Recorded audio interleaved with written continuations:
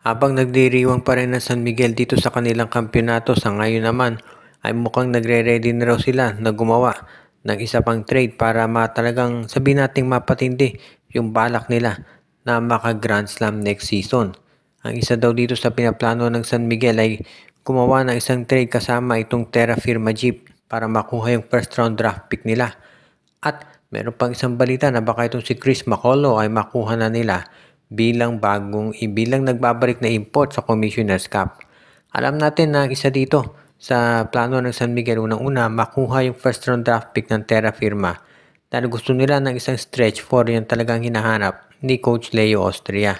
Kung magagawa nila yan, matindi na siguro yung magiging pagbabago dito sa San Miguel at makukuha na nila yung talagang magandang at sabihin na nating fit na player para dito sa kanilang rotation.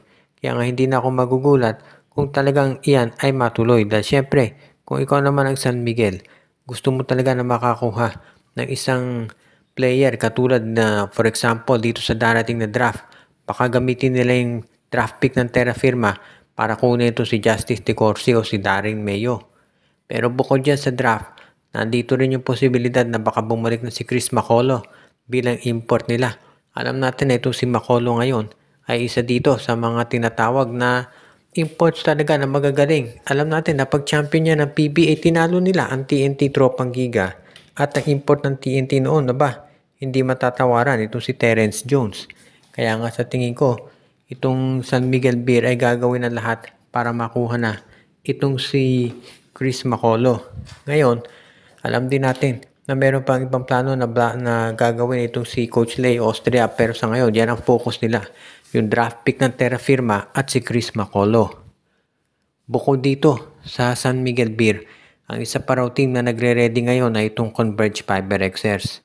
Alam natin na hanggang ngayon hindi pa nakapipirma ng kontrata itong si Mikey Williams.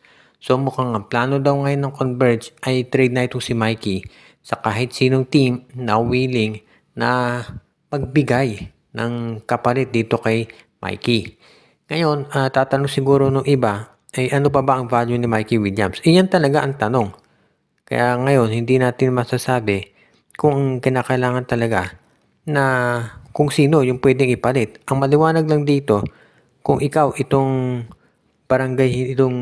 Converge Fiber Xers, dapat siguro tanggapin mo na kung sino man yung i-offer na kapalit para dito kay Mikey Williams. Dahil sa totoo lang, sobrang baba na ng trade value nito. Dahil nga itong si Mikey Williams ay siya yung tipo ng player talaga na kinakailangan talaga i-consider ng mabuti ng Converge kung dapat pa nilang i-retain. Kung hindi na nila i-retain to si Mikey Williams, humanap na lang sila ng team na pwedeng ipalit dito. Ngayon, depende na lamang yan kung ano mapagkasusunduan nila.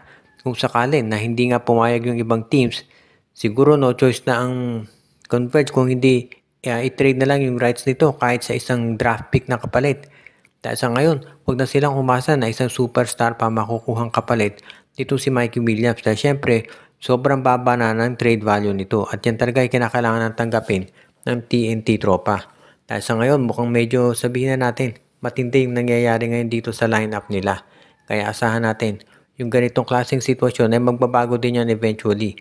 Pero as of now, mukhang ang kinakailangan gawin itong Converge Fiber Xers ay tanggapin na hindi na nila muna makukuha itong si Mikey Williams o hindi na sila makakakuha ng isang magaling na kapalit.